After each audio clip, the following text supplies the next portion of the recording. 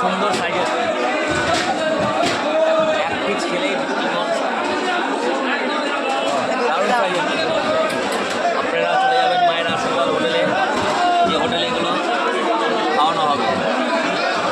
সুন্দর সাইজ,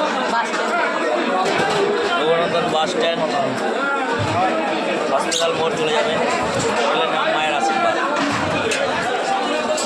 সেই সাথে